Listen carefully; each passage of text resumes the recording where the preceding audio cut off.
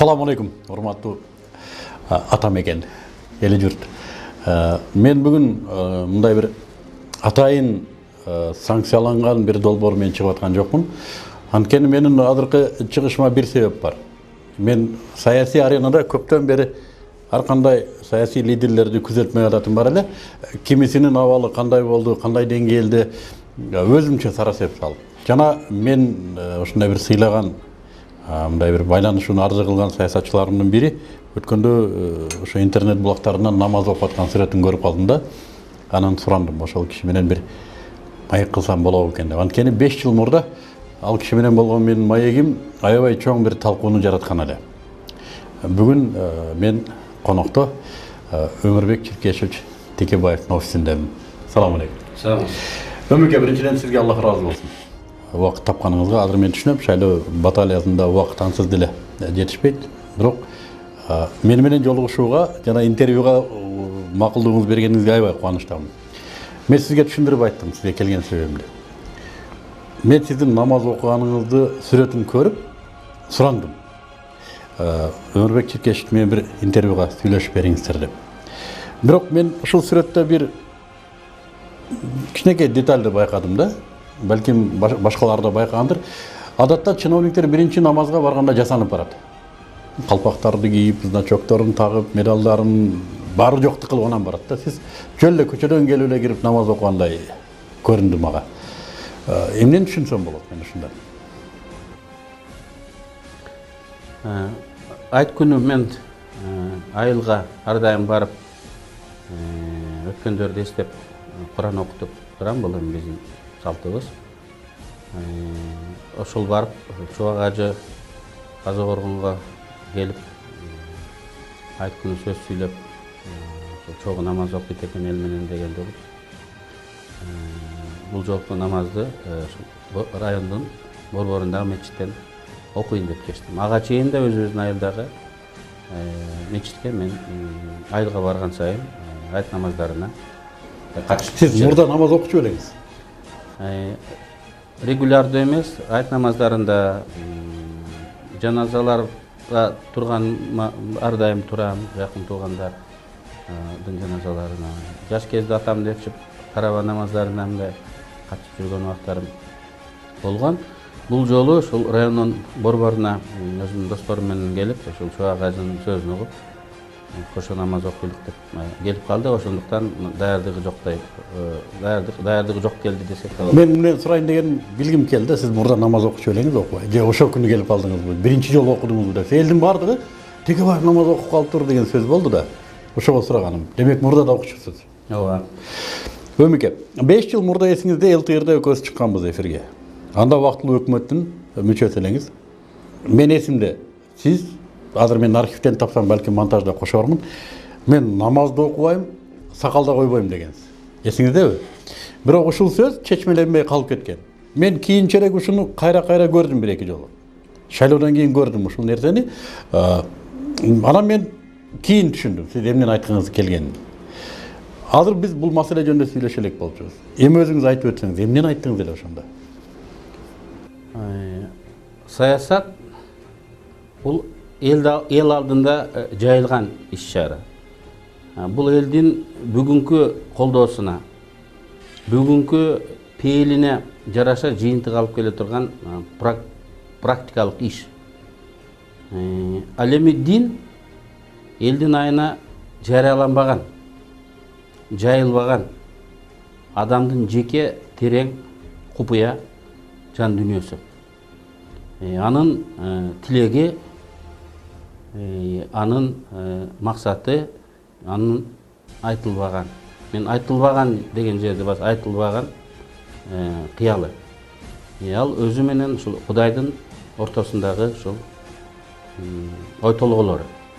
Ал эч убакта жарыяланып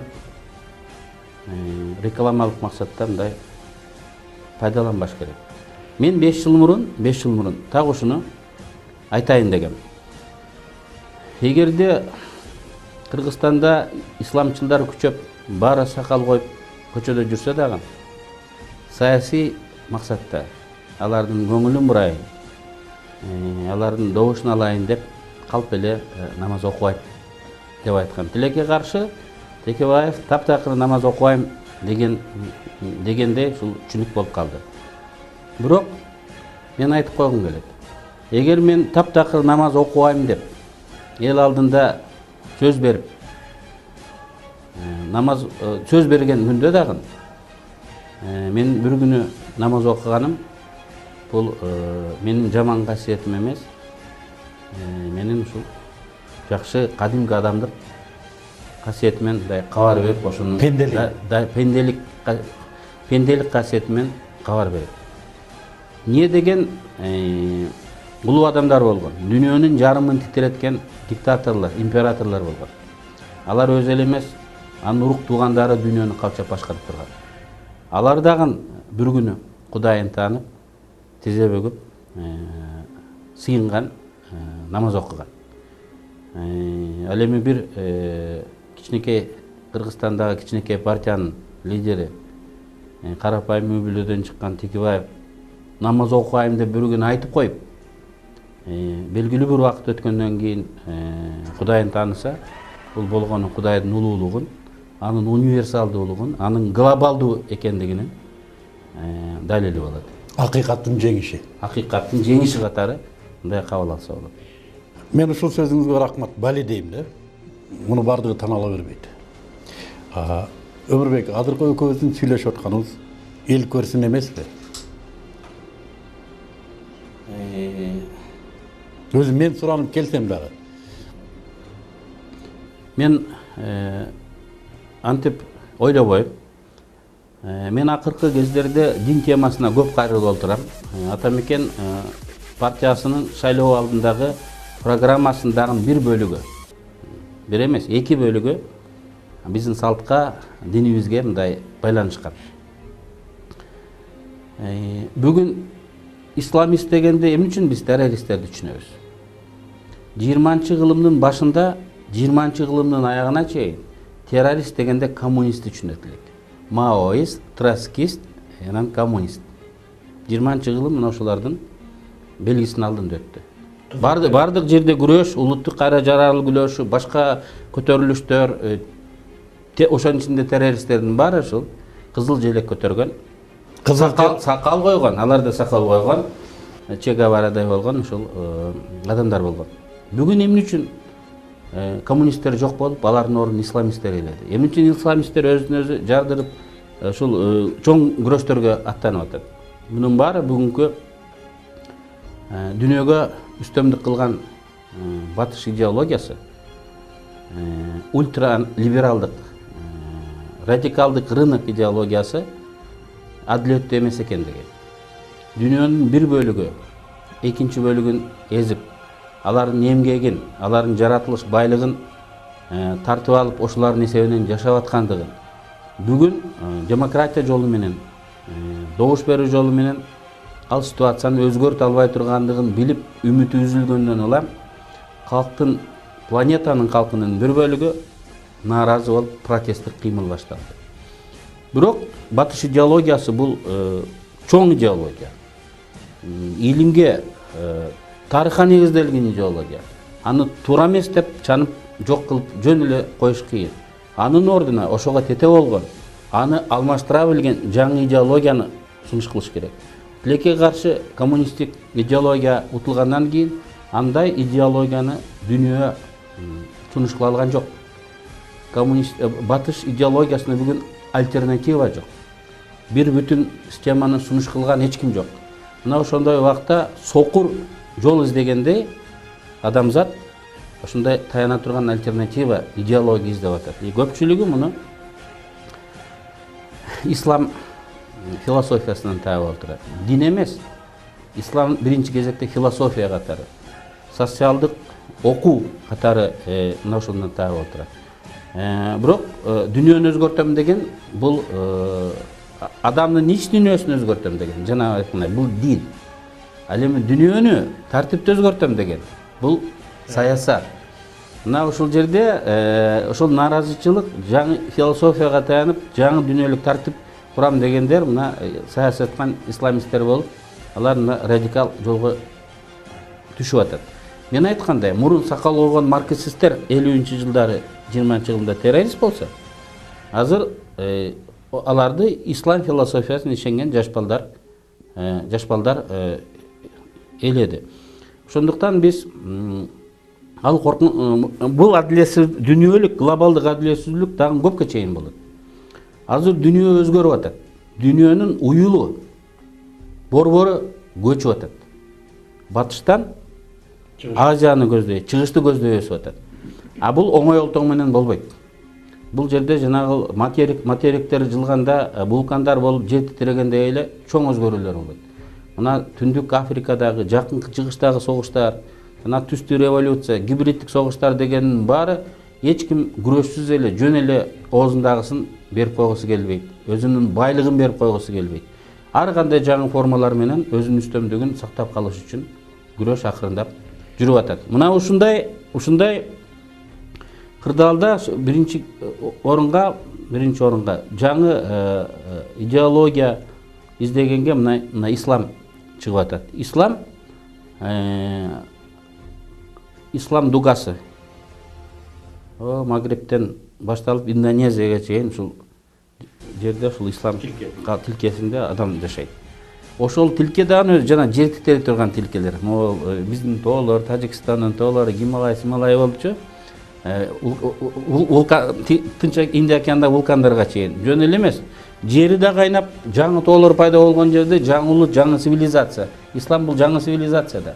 Жаңы цивилизация. Бул калыптанып, өзүнүн пассионардуулугун жогото элек. Дин оргуштап кайнап өчө элек вулкан. Пассионардуулугун али баштайт элек. Глобалдык масштабта. Анан ошондуктан бул тирешүүдө Кыргызда тоолор кагылышта чымын дейт го. Азыр мына ушундай дүйнөдө экономикалык, саясий кагылышы болуп турганда биздин региондо стабилдүүлүк бузулуп, чыр-чатак чыгып, согуш чыкканга андай оңой материал бар. Бул жанагы ислам радикализмин, ошол идеяны тутунган адамдарды колдоп, тукуруп, араб жакынкы чыгыштагы араб өлкөлөрүндө жакынкы чыгышта болуп аткан окуялар Кыргызстанга, Борбордук Азияга дагы кирип келип калышы мүмкүн. Эми ал ачык болду. Бизде да жүздөгөн адамдар барып ал жактан тажрыйба алып келип атат. Ой, пикирлери өзгөрүп келип атат. Ошол коркунучтан кутулуп чыгуунун мен Кыргызстанды, Орто Азияны ошол коркунучтан сактап калыш керек деп эсептейм.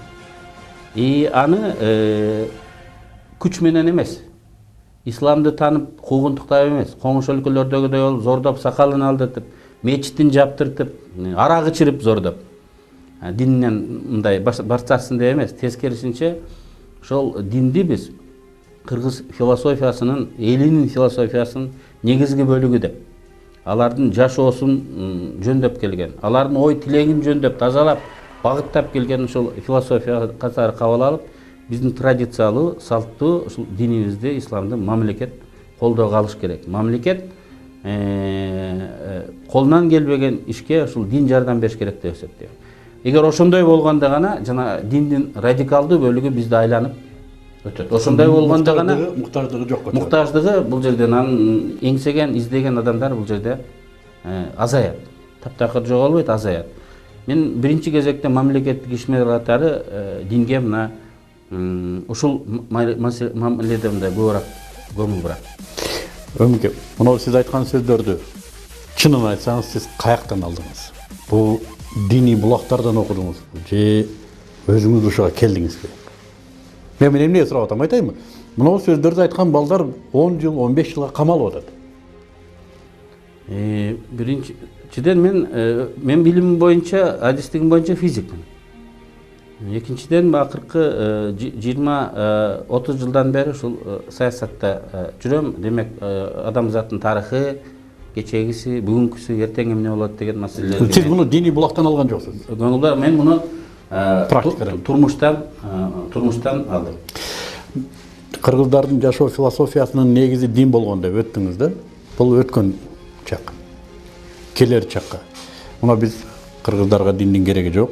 Биз динсиз деле жашай беребиз. Биз светтик мамлекетпиз. Мына арабтын кийими, муну арапташып кеттик деген азыр мына жөн эле көбүк сөздөр да көбөйүп кетти. Биз диндин заманбап бизге керек болгон баягы сиз айткан мобилизациялык ресурстарын элибизге бере алабызбы ушуну? Уюштура алабызбы?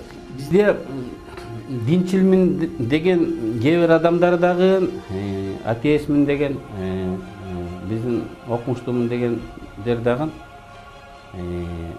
өзүнүн маселесин терең билбегендер көп. Алар үстүртөн карап, кээ бир белгилерин менен эле мамиле жасайт. Мына сен сакал коюп алыптырсың. Жарашып турат. Көндүрдүм эптеп. Жарашып турат. Сакалды белиңе чейин өстүрсөң дагы, бул биздин конституцияга туура келет. Болгону сиркеси болбосо, бити болбосо, андан эмнеге биз тиги андан проблема мындай жасашыбыз керек. Ким кандай кийингенден эмне үчүн биз проблема жасашыбыз керек? Мини юбка кийген дагы, хиджаб кийген дагы бизде бирдей укукка ээ болуш керек. Ар кимдин дүйнө таанымы ар кандай анын ошого ылайык жашаганга толук укугу бар. Өңкө кечиресиз, мен ушул жерден бир суроо берип алайын. Кийин да улап кетебиз. Эмне үчүн хиджабка тыюу салышат? Мен ушул логиканы түшүнбөйм. Хиджабтын ичинде граната бар деп ойлойбу? Же кандайдыр бир сакалдын астына бир аппараттар коюп алат деп ойлойбу? Эмне логикадан улам буга тыюу салынат? Эгерде мини юбкага тыюу салынбаса.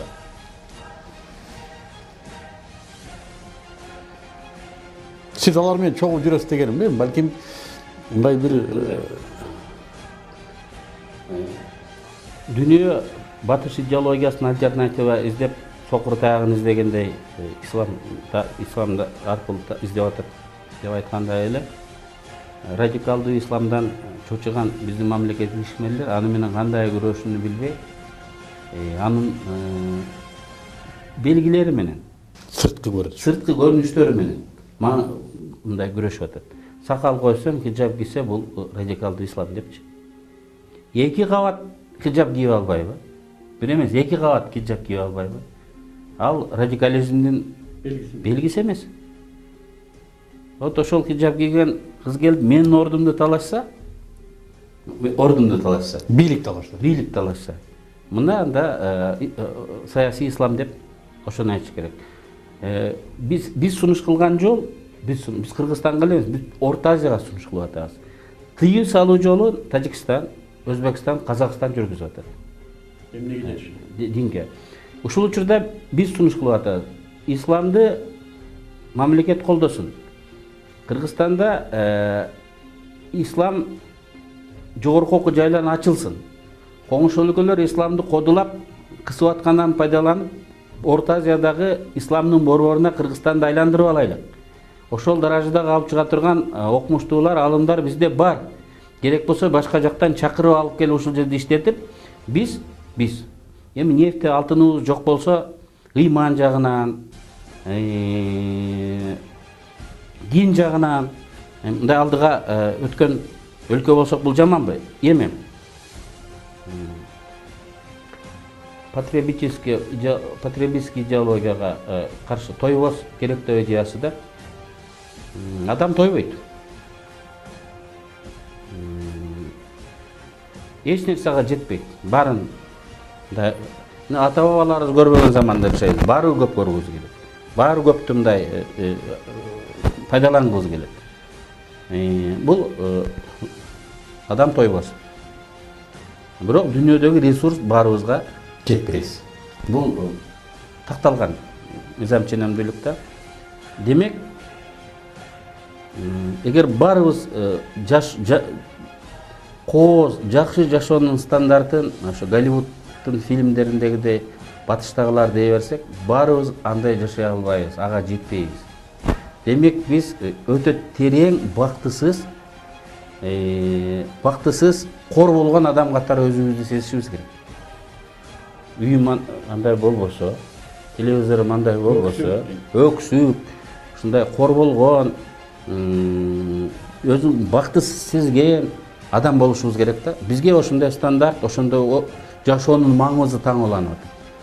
Бирок дин менен жашоонун маңызын, максатын оңдоп адамга көргөзсө болот.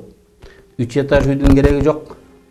Бир комнат үйдө деле балдарың менен бактылуу болуп жашасаң болот. Ал үчүн биздин аң сезимибизди бир аз бурмалап өзгөртүп, багытын башка жакка буруш керек. Ал максат эмес, бул максат. Чоң байлыкка ээ эмес. Ошол айлыгында авторитеттүү болуп жашап, сени кийин палачанын баласы жакшы чыкты деп, тескерисинче атаң жакшы эле деп айтса, андан өткөн мындай сыймык жок деп элдерге мындай түшүндүрүшүбүз керек. Адамдар бул исламда булар бар. Каниет кылуу, сабыр деген. Бирок баары биз жаңы стандартты беришибиз керек. Мен ойлойм, эгер биз азыркыдай бешеный скорость менен жакшы жашоонун стандарттарын артынан чуркасак, ага барыбыр жетпейбиз. Ал эңсүү, ал кыялдануу бактысыздыкты алып келет. Конфликттерди, согуштарды алып келет. Дүйнөнүн байлыгы жетпейт. Бул мыйзам ченемдүү, аныкталган, эсептелген. Бактылуу жашоо үчүн биз жашоо образыбызды, ниет деп коет да, максатыбызды өзгөртүшүбүз керек.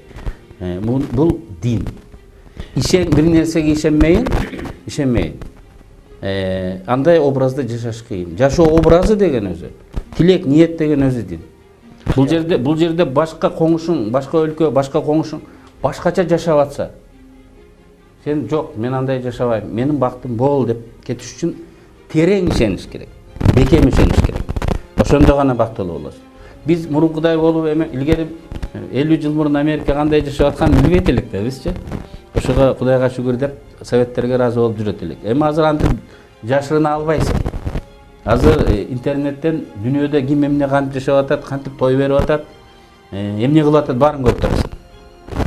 Бирок аны биз көрүп эске гана алып коюшубуз керек. Бирок биз кыргыздар атабыз мындай жашаган, биз мындай жашайбыз деш керек. Биздин программада көп балалуу үйдүн культун сиңирүү, жайылтуу, маданиятын жайылтуу. Сөзсүз көп балалуу болуш керек. Сенин бактың ошондо. Туура 5 балаң чоңойсо, 5-өөнө 5 чоң үй куруп бере албайсың. 5-өөнө 5 машина алып бере албайсың. 5-өөнө дүңгүрөтүп, коңушудан кем эмес той өткөрүп, аларды үйлөй албайсың. Ошондон бактысыздыкты издебестен, таптакыр аман эсен болгондон, ынтымак болгондон, ушул койгон, каниет кылган чакан максаттарга мындай агым кең менен жеткенден биз мындай бакыт тапканда аракет кылыш керек. Ушул планда биз ислам жалпы эле диндер, ошонун ичинде ислам идеологиясы, бул Кыргызстанга тиешелүү, батыштын керектүү философиясына, ультранародтук идеологиясына каршы баалуулуктарды биз ушул жерден табабыз. Адатта Өмүрбек, мен журналисттик карьерамда сүйлөшкөн адамдын сөзүн бөлгүм келе берчү да. Бирок биринчи жолу мен сүйлөшкөн адамдын сөзүн бөлгүм келбей атат. Ошон үчүн же мен сизди түшүнүп атканым үчүнбү? Көп саясатчылар түшүнө бербейм чындап айтканда. Өмүрбек, азыр сиз айткан модель, баалуулуктарды өзгөртүү модели. Азыркы биздин баалуулук, батыш баалуулугу, капитал баалуулугу дейбиз да, туурабы? Адамдарга ошо акчанын культу, акчанын маданияты таң уланды. Акчаң болсо, сен бактылуусуң. Мына көрсөтүп берди Голливуд, сиз айткандай. Ага жетем деп баардык ар нерсени сатып атат. Ошого жетсем, демек мен ошол акчаны алсам эле, каражат ушу экен, демек мен ушу бактылуу болом. Бүттү. Бирок баардыгына жетпейт деп атат. Ресурс жетпейт. Миңи чуркаса бирөөсү жетүүсүн да Кудай билет. Бирок ошого жетүү үчүн миңи биринин көшүн бири жеп, өлтүрүп, талап, сатып ар нерсе болуп атат. Эми сиз такыр альтернативаны айтып атасыз. Түп тамыр менен ислам идеологиясын айтасыз. Анын баалуулуктары башка деп атасыз. Өмүрбек, ошол баалуулуктар акчанын үстүнө курулган эмес да. Ал баалуулуктар сиз айткандай имандын үстүнө курулган. Акча бир ресурс катары бир жерде турат. Ислам экономикасы өзүнчө бир альтернатива. Ошол экономика кирмейинче бияка биз мына калктын психологиясын өзгөртө албайбыз да. Баары бир молдого да акча керек. Молдо да Аллахтын ыраазылыгын акча болсо алат. Болбосо ала албай калат. Муну кантебиз? Бирок ал каражат, ал негизги мындай максат, маңызы болбош керек. БРИКС деген бирикме бар: Бразилия, Россия, Индия, Кытай. Алар жакында банк түзүштү.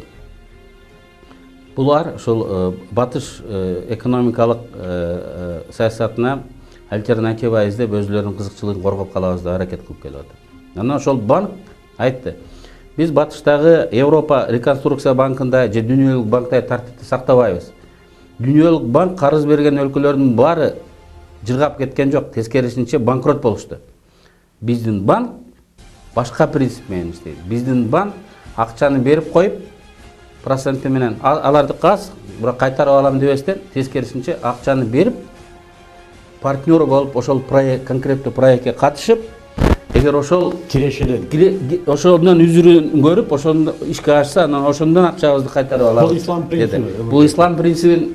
Бул ислам принцибин элестетип атат да. Ислам принциби болот. Ислам принциби. Эми кимдердин банкы? Бразилдердин банкы, орустардын, кытайлардын, индиялардын, мусулман өлкөсү дебейсиң. Булар альтернатива издеп, мен айтканда, ислам сунуштаган принциптен башка принцип табылган жок. Дүйнө акырындап ушул жакты көздөй кетип атат. Муну биз саясатчылар, биз айтабыз, дүйнө социалдашып атат.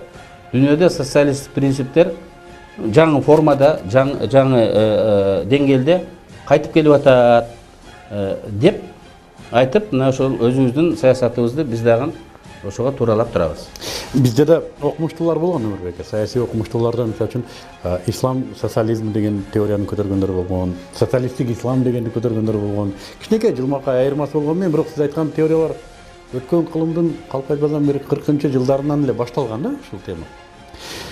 Бүгүн Кыргызстан да шарттуу демократия дейlik. Ошого умтулуп атабыз демократияга деп. Бирок чындыгында баягы сиз бир сөзүңүз мага мындай бир сайылып өттү да. Бул бизди кордогон система болду деп. Эмнеден көрүп атасыз ушуну? Бүгүнкү балдардын абалы, аялдардын абалы, дегеле эмнеден көрөсүз ушу биздин корболгонубузду? Жок, корболгон. Бул биринчиден туура эмес максат коюп, туура эмес кол жеткис кыялдар бар максат коюп ошондой жашайм десең, анда түбөлүк бактысыз болосуз. Мен кубанычты, бактыны реалдуу көрөм. Материалдык жактан эмес, башка жактан издеш керек деп ойлойм. Мен азырга чейин 3 комнат квартирада жашайм. Балдарым мектепти бүтүштү, бири Кытайда, бири Америкада окуйт. Быйыл кетишти. Анан балдар 5-класстан өткөндөн кийин досторун үйгө алып келбей калды. Уялышып. Алар чоң кабат үйлөрдө жашайт экен. Анан бир ушундай кичинекей комнатага келип, төртөңөр каерде жашайсыңар десе, кичинекей балам полду көргөзгөн экен, бүгүнгө чейин уялып жүрөт да. Анан мен жана айттым, жаңы образ, жаңы стандарттарды мындай таңуулап тарбиялашыбыз керек. Анан мен ушуну айтып аткан киши болсом, балдарым 3 комнат квартирасынан уялып досторун чакырбаса, ал кандай стандартка умтулуп атат? Ошол үйгө деле жетпей жүргөндөр бар. Ошол үйдү көргөзүп деле мактанса болот да. Ынтымак жашап аткан айтып деле мындай мактанса болот. Жок, алар терең уялып досторун үйгө чакырбай калышты. Анан кызым, анан мен күчүм жетпеди, балдарым мына ошол батыш идеологиясы мени жеңип, ошолар жеңип ошоларды тартып кетти дегенде мындай кейип ойлонгон учурларым да болду. Жакында кызым Кытайдан келди, айтат, бир үйдө эле жашаган жакшы экен дейт. Эмне болду десе, мен ошол жанагындай ортактары бар, кыздар. Инилери менен урушат, сүйлөшпөйт, душмандай болуп атаандашат экен. Мен ошону билдим. Анткени алар ар кимиси дейт, өзүнчө бир этажда, бирден комнатада жашап, ушундай жат болуп калды. Анан мен бир эле комнатада чоңойгонубуз жакшы экен деп. Чыныгы баалуулук, табиятын башкалардын турмушун көргөндө, чет элге баргандан кийин андан өтөрү жок экен деп жыйынтык чыгарды. Ошентип адам эртеби кечпи өз чындыгын өзү издеп табыш керек. Турмушунан, башкалардын турмушунан салыштырып, ошого жөндөмдүү болуш керек. Мен айтып койгондо алар кабыл алган эмес, бирок баарын салыштырып көрүп келип, ушул туура болгон экен деген жыйынтыкка келишти. Мен өзүмдү абдан бактылуу сездим. Ушуну айтсак болобу? Альтернативалык баалуулук деп.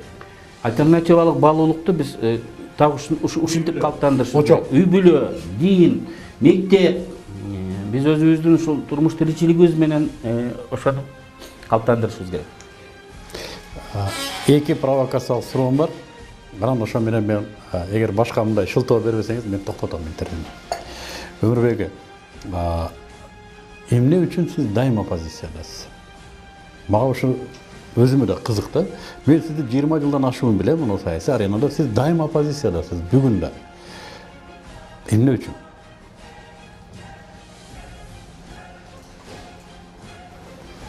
Өзүңүз бийликке келип калдыңыз. Оппозицияны кантесиз? Өзүңүзгө өзүңүз кантип оппозиция болосуз? Эгер бул сиздин табиятыңыз болсо.